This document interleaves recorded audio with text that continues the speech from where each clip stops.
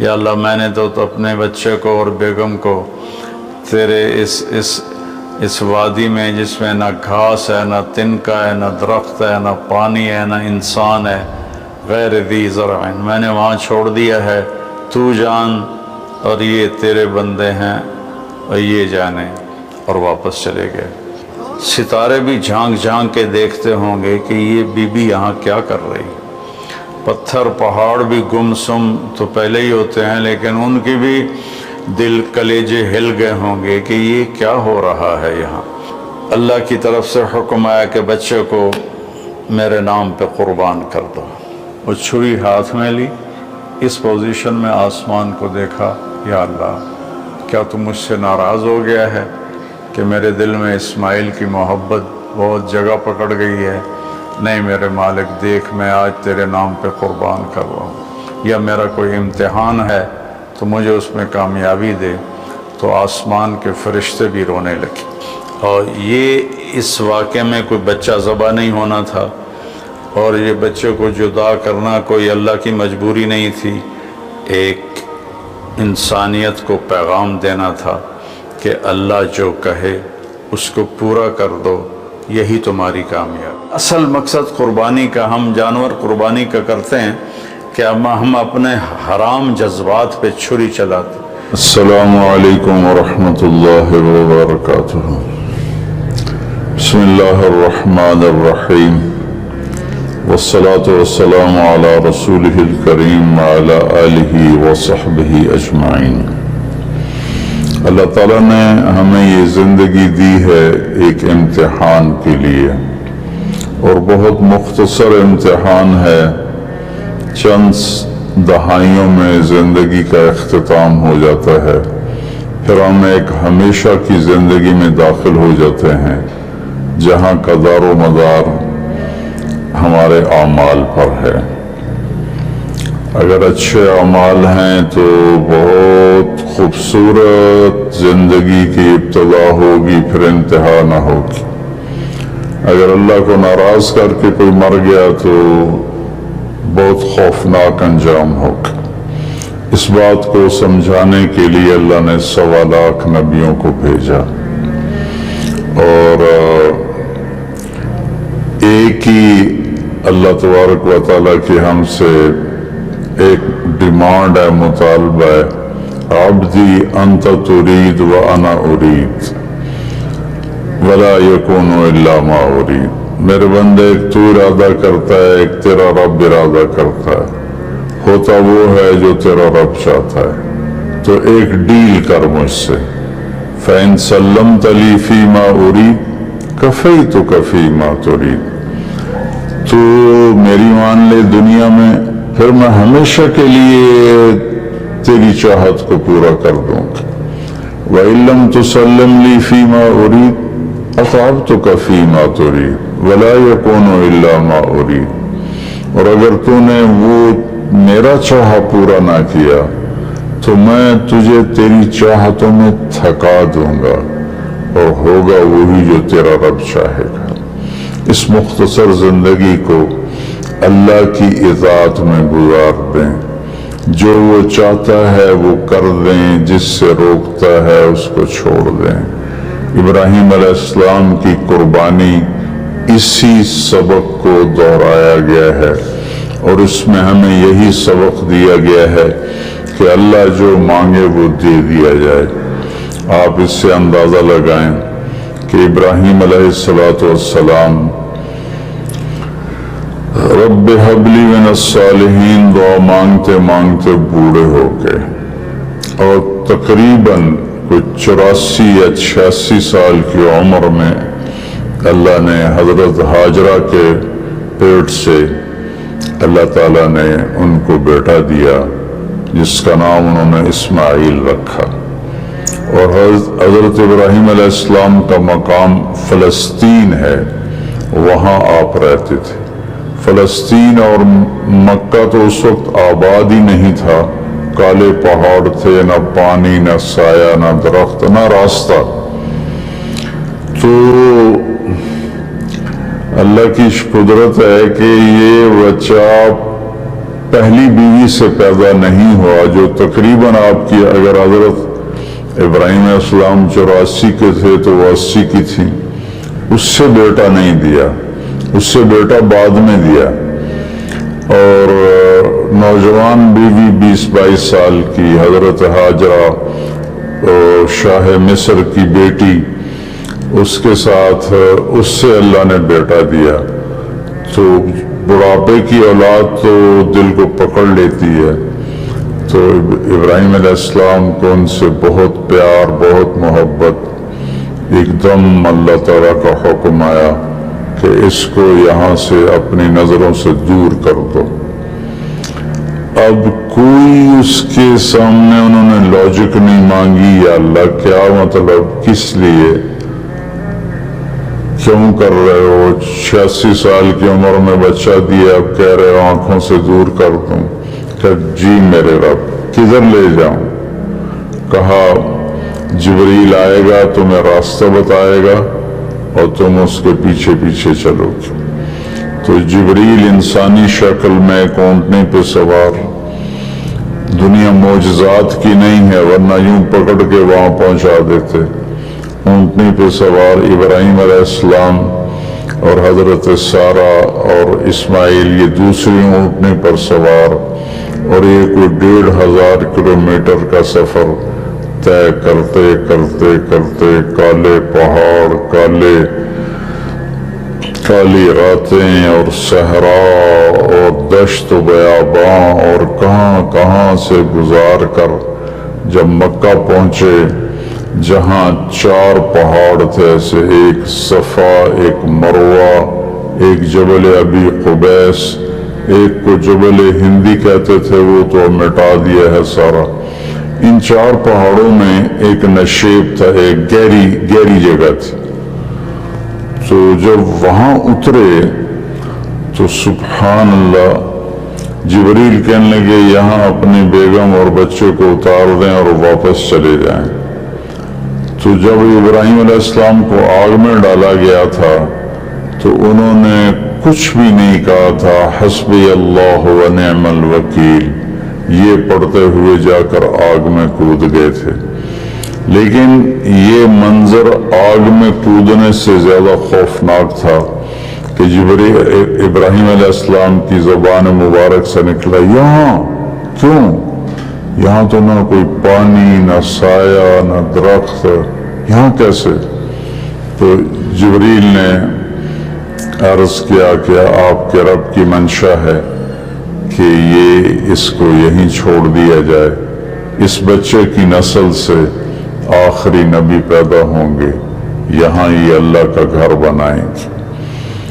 تو جبریل تو 3 دن وہاں، جبریل تو چلے گئے، ابراہیم علیہ السلام نے وہاں ان کے لیے کوئی تھوڑا چھپر وغیرہ یا بنایا یا نہ بنایا، یا کسی کیکر کے نیچے، واللہ عالم، تاریخ خاموش ہے، اور وہاں ان کو چھوڑا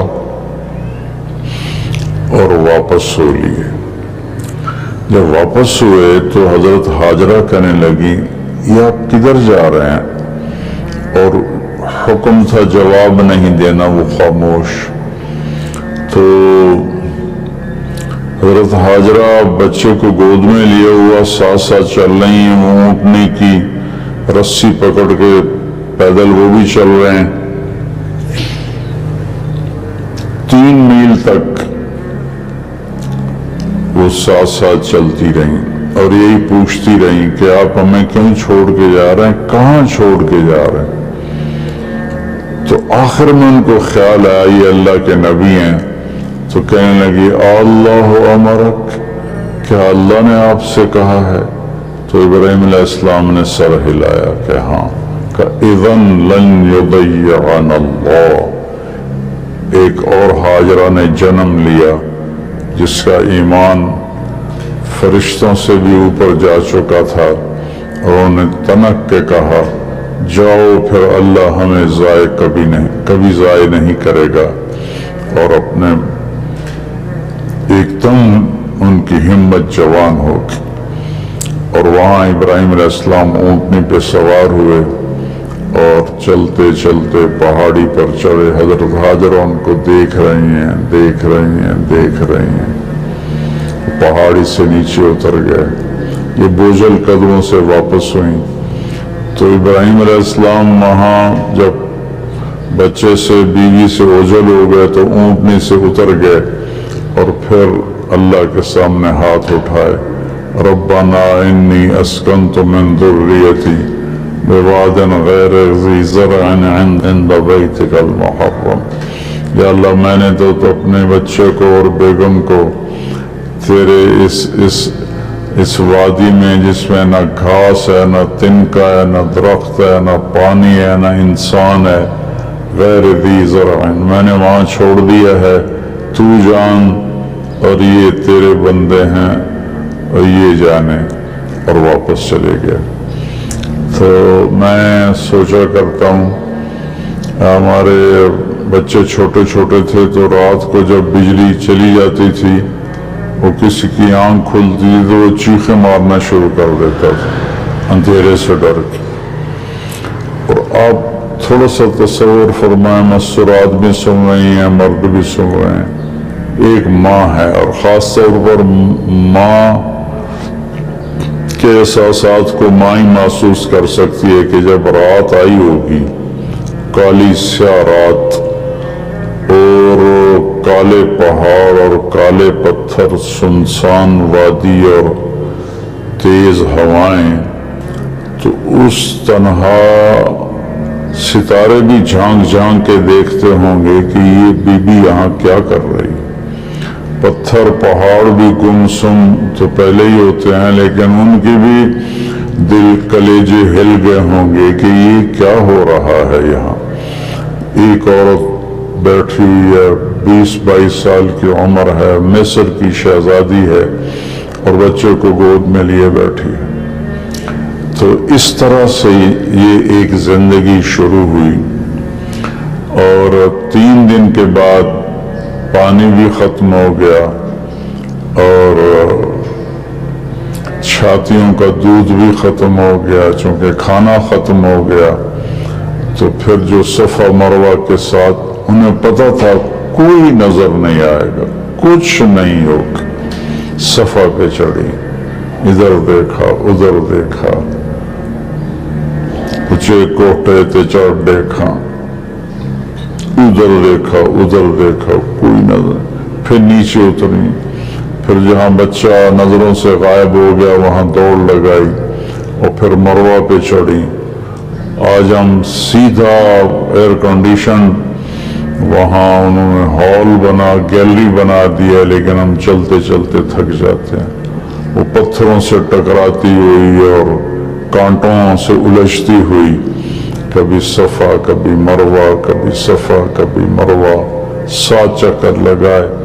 شکر ہے وہ 7 پر ہی تھک کے بیٹھ گئیں, زیادہ لگاتی تو شاید کوئی صفا مروہ کے صحیح کر بھی نہ سکتا. تو پھر وہ گر گئیں اور بے بسی سے اپنے بچوں کی طرف نظریں دوڑائیں کہ وہ نہیں چاہتی تھیں کہ بچہ میری گود میں مرے, کہ میں یہاں مر جاؤں وہ وہاں مر جائے. لیکن وہاں ایک نوجوان کو دیکھا تو پھر ممتا زندہ ہو گئی. انہوں نے اپنی پوری طاقت کو جمع کر کے دوڑ لگائی. جب وہاں پہنچی تو وہ نوجوان تو غائب ہو چکا تھا, وہ جبریل تھے انسانی شکل میں. انہوں نے پر مارا اور وہاں سے پانی کا چشمہ نکلا. دنیا کا سب سے زیادہ چلنے والا کنواں ہے زمزم, اور آج تک اس کے پانی کا سورس معلوم نہیں, یہ پانی آتا کہاں سے ہے. تو اس طرح اسماعیل علیہ السلام پروان چڑھے, اور پھر میرے رب کا دوسرا حکم آ گیا کہ اللہ کی طرف سے حکم آیا کہ بچے کو میرے نام پہ قربان کر دو.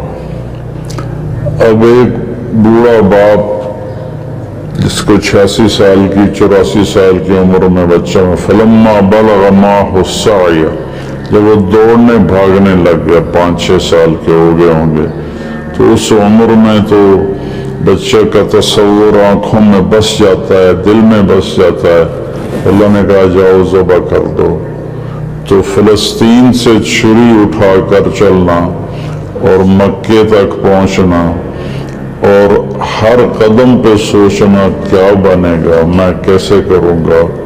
90 سال عمر ہو چکی ہے، 90 سال میں تو اعضاء کمزور ہوتے ہیں اور مرغی کو ذبح کرنا بھی مشکل نظر آتا ہے، جائے کہ بچے کو ذبح کرنا۔ تشریف لے گئے، بچے کو تیار کروایا اور مینا کی طرف تشریف لے گئے۔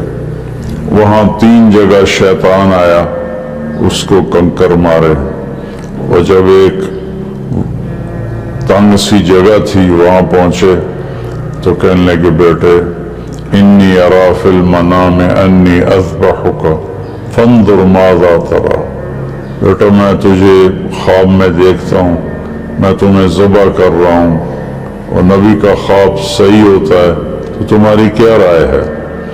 تو رائے پوچھنے کا مطلب یہ نہیں تھا کہ وہ ہاں کرے گا تو کر دوں گا، نہ کرے گا تو نہیں کروں گا، مطلب یہ تھا کہ ہاں کرے گا تو آسانی سے ہوگا، نہ کرے گا تو تھوڑا تردد، تھوڑی کوشش کر کے پھر ذبح کروں گا۔ آگے وہ نسل بھی ابراہیم علیہ السلام کے تھے، کہنے لگے یا ابت افعل، یا ابت افعل، یا ابت ففعل نہیں، یا ابت وفعل نہیں، یا ابت افعل ستجدنی انشاء اللہ من الصابرین۔ میرے بابا، میرے ابا، میرے باپ جلدی کر، یا ابت تفعل، اس سے مطلب نکلتا ہے جلدی کر، اللہ کے حکم میں دیر کیوں کر رہا ہے؟ ستجدنی انشاء اللہ من الصابرین، آپ مجھے صبر کرنے والا پائیں گے انشاءاللہ۔ تو پھر کہنے لگے میرے ہاتھ پاؤں باندھ دو، آپ کو تکلیف نہ ہو میرے ہاتھ پاؤں کی حرکت سے، اور دوسرا مجھے الٹا لیٹا دو تاکہ آپ آنکھوں سے آنکھیں ٹکرائیں تو آپ کا ہاتھ نہ کانپ جائے۔ اور پھر اپنا کرتا اتارا اور کہا یہ کرتا میری ماں کو دے دینا کہ جب میری یاد آئے گی میرے کرتے کو دیکھ کے تسلی پا لے گی، اور آپ نے مجھے یہیں دفن کر دینا ہے۔ اور یہ کہہ کر انہوں نے ہاتھ پاؤں باندھے اور ان کو الٹا لٹایا، اپنی آنکھوں پہ پٹی باندھی اور ان کی کمر پہ گھٹنا رکھا، سر کے بال پکڑ کے اوپر اٹھائی گردن اور چھری ہاتھ میں لی۔ اس پوزیشن میں آسمان کو دیکھا، یا اللہ کیا تو مجھ سے ناراض ہو گیا ہے کہ میرے دل میں اسماعیل کی محبت بہت جگہ پکڑ گئی ہے؟ نہیں میرے مالک، دیکھ میں آج تیرے نام پہ قربان کر رہا ہوں، یا میرا کوئی امتحان ہے تو مجھے اس میں کامیابی دے۔ تو آسمان کے فرشتے بھی رونے لگے۔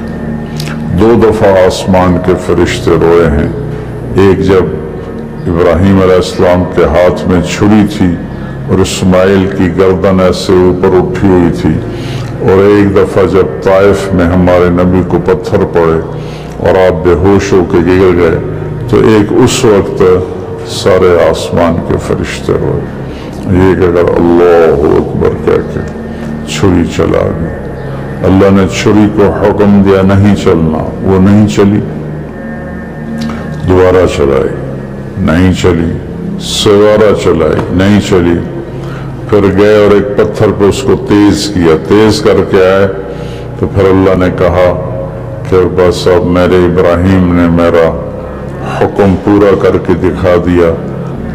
جبریل جنت سے ایک چھترا لے کر جاؤ اور اسماعیل کو نکال لو اور اس کو ڈال دو۔ تو وہ تو پٹی باندھی ہوئی تھی، تو انہوں نے جب کہ اللہ اکبر تو چھری چل گئی، تو ان کو تو سمجھ میں آیا کہ جیسے اسماعیل ذبح ہو گئے، لیکن آنکھوں سے پٹی کھولی تو جبریل بھی کھڑے تھے اور اسماعیل بھی کھڑے تھے اور اللہ کا کلام اترا، قد صدقت یا ابراہیم قد صدقت الرؤیا انا کذالک نجزی المحسنین، کہ اے ابراہیم تو نے میرے حکم کو پورا کیا، تو نے اپنے خواب کو سچا کیا، ہم ایسے ہی نیکی کرنے والوں کو اچھا بدلہ دیتے ہیں۔ اور یہ اس واقعے میں کوئی بچہ ذبح نہیں ہونا تھا، اور یہ بچے کو جدا کرنا کوئی اللہ کی مجبوری نہیں تھی، ایک انسانیت کو پیغام دینا تھا کہ اللہ جو کہے اس کو پورا کر دو، یہی تمہاری کامیابی ہے۔ ہمارے زمانے میں کامیابی کا مفہوم بدل گیا ہے کہ پیسہ ہو اور دولت ہو، شہرت ہو، عزت ہو، بڑی بڑی گاڑیاں ہوں، بڑے بڑے گھر ہوں۔ میرے رب کی قسم، اللہ نے نہ ان میں عزت رکھی ہے، نہ ان میں سکون رکھا ہے، نہ ان میں کامیابی رکھی ہے۔ اللہ تعالیٰ کی مان کے چلتے ہوئے وہ گدھے پہ سوار ہو یا مرسڈیز پہ سوار ہو، وہ پرسکون ہوگا، اور اللہ کی نہ مان کے وہ سونے کی کار بھی، گاڑی بھی بنوا لے، سونے کا بیڈ روم بنوا لے، اس کو سکون نہیں ملے گا۔ میرے رب نے ہم سے یہ ایک بات مانگی ہے کہ میری مان لو، میری مان لو۔ یہ چھری اللہ نے ابراہیم علیہ السلام کے ذریعے اسماعیل پہ چلوائی اور اس کو چلنے سے روک دیا۔ پھر یہ چھری حضرت عبداللہ کے گردن پہ چلنے لگی، میرے نبی کے والد محترم رضی اللہ عنہ۔ اللہ نے چھری کو وہاں سے ہٹا دیا اور چھری کو نہیں چلنے دیا، لیکن چھری نے چلنا ضرور تھا۔ جب اہل بیت کی باری آئی اور میرے نبی کے لاڈلے کی باری آئی، حسین منی وانا منہ، حسین منی وانا منہ، حسین منی وانا منہ، حسین مجھ سے ہے میں حسین سے ہوں، حسین مجھ سے ہے میں حسین سے ہوں، حسین مجھ سے ہے میں حسین سے ہوں۔ اور آپ ان کو ایسے اپنے پاؤں پر کھڑا کر کے جھولا جھلا رہے تھے اور فرما رہے تھے اسعد المرتقی، اوپر چڑھو اوپر۔ وہ ایسے ڈولتے ڈولتے اوپر آ رہے تھے، یہاں تک آئے، یہاں تک آئے، یہاں تک آئے۔ جب یہاں تک آئے تو میرے نبی ایسے ہو گئے اور ان کو یہاں سینے پر کھڑا کر لیا اور دونوں ہاتھ فکس کر کے ان کو دیکھا اور پیار کیا اور کہا اے اللہ، میں حسین سے محبت کرتا ہوں، پیار کرتا ہوں، تو بھی اس سے پیار فرما۔ تو جب حسین کی باری آئی تو چھری اکیلے حسین علیہ السلام پہ نہیں چلی، ساری آل پہ چل گئی۔ 17 نوجوان آل رسول کی گردنیں کٹ کے نیزوں پہ چڑھ گئی کہ میں رنگ لاتی ہے حنا پتھر پہ کس جانے کے بعد، کہ اور وہ یہاں تک ہمیں نہیں آزمایا جائے گا، وہ تو بڑے لوگ تھے۔ تو منشا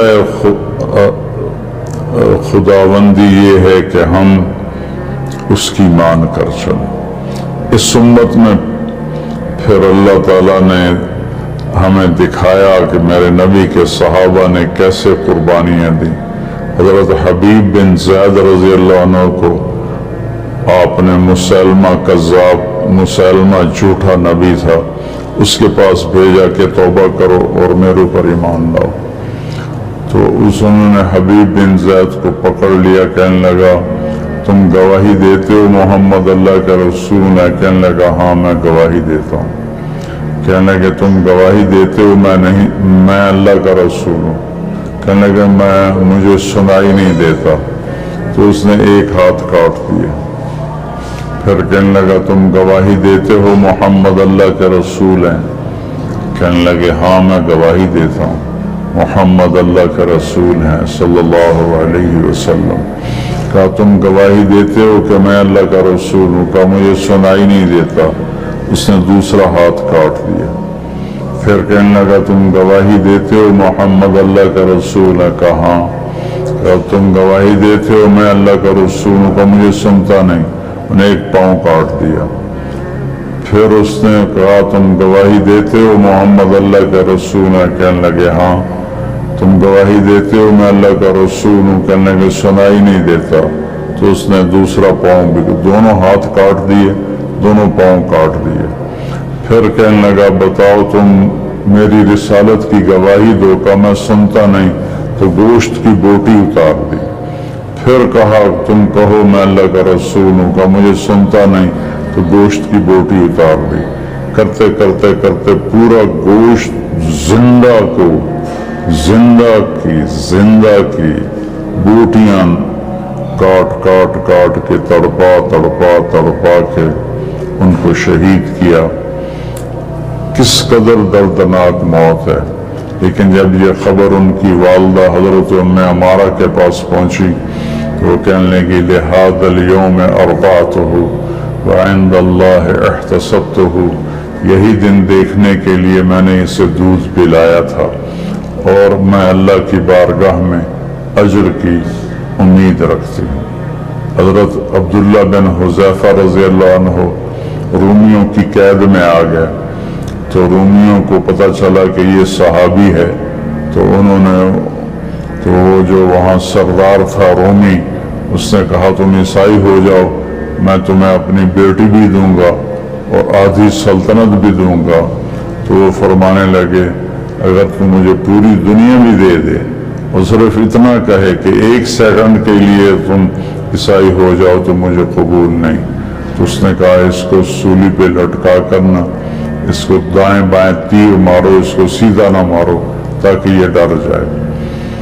تو انہوں نے اس کو ان کو لٹکایا لکڑی پر اور تیر چلا رہے ہیں ادھر اور سائیں تیر گزر رہے ہیں۔ پھر ان کو اتارا، کہنے لگے کیا خیال ہے؟ کہ وہی خیال ہے، میں اللہ اس کے رسول پر ایمان لایا ہوں، میں کبھی نہیں ہٹوں گا۔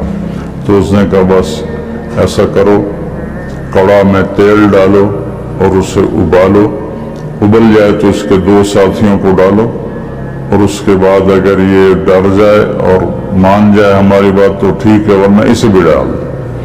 تو سارے لوگ جمع تھے، کڑا میں تیل ڈالا گیا، نیچے آگ ویسے کھولنے لگا، تو انہوں نے 2 مسلمان سپاہیوں کو اس میں ڈالا تو وہ جل کے اسی وقت کوئلہ بن گئے۔ جب ان کو کھینچ کے لے جانے لگے تو یہ رو پڑے، تو انہوں نے رومی سردار سے کہا کہ وہ رو رہا ہے، کہ بلاؤ، شاید ڈر گیا ہو۔ جب وہ آئے تو کہنے لگا کیا خیال ہے؟ کہ وہی خیال ہے جو پہلے تھا۔ کہ پھر تم روئے کیوں ہو؟ کہ رویا اپنی بے بسی پر ہوں، میری ایک جان ہے جو اللہ پہ ایک پل میں قربان ہو جائے گی، کاش میرے جسم پر جتنے بال ہیں اتنی میری جانیں ہوتی اور میں ایک ایک جان کو تیل میں ڈال کے اللہ پہ قربان کرتا۔ تو رومی کا چہرہ ایک دم بدل گیا، اس نے سر جھکا لیا، کہنے لگا میرے ماتھے پہ بوسہ دے دے، میں تمہیں چھوڑ دوں گا۔ کہنے لگا نہیں میرے سارے ساتھیوں کو چھوڑ۔ تو اس نے کہا سب کو چھوڑ دوں گا۔ تو حضرت عبداللہ بن حذیفہ نے اس کے ماتھے پہ بوسہ دیا، انہیں 200 کے 200 آدمی سوائے 2 جو شہید ہو گئے سارے چھوڑ دیے۔ جب یہ مدینہ پہنچے تو حضرت عمر رضی اللہ تعالیٰ عنہ کو واقعہ سنایا، تو اپنے سارے مدینے والوں کو جمع کیا، عبداللہ بن حذیفہ کو ممبر پہ بٹھایا اور کہا کہ میں اس کا بوسہ لے رہا ہوں سب سے پہلے، پھر تم سارے اس کے ماتھے کا بوسہ لو۔ تو حضرت عمر نے ان کے ماتھے کا بوسہ لیا اور باقی سب صحابہ نے پھر ان کا بوسہ لیا۔ اور یہ مزاج کے ایسے تھے کہ اتنے مزاحیہ تھے، اتنے مزاحیہ مزاج کے تھے کہ ان کو حمار کہتے تھے۔ اور ایک دفعہ کسی نے شکایت کی یا رسول اللہ یہ عبداللہ بہت فضول باتیں کرتا ہے، سبحان اللہ۔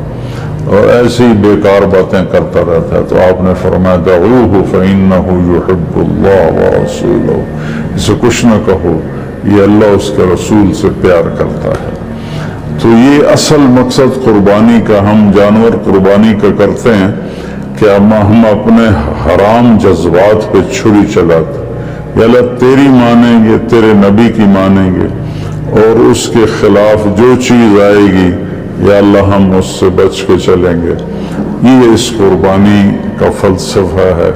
اللہ مجھے، میرے سارے بہن بھائی اور پوری امت مسلمہ کو، میرے پاکستانی عوام کو اللہ اس کی سمجھ نصیب فرمائے، مجھے بھی سمجھ نصیب فرمائے کہ جب ہم دنیا سے جائیں تو اللہ ہم سے راضی ہو، ایسے نہ جائیں کہ اللہ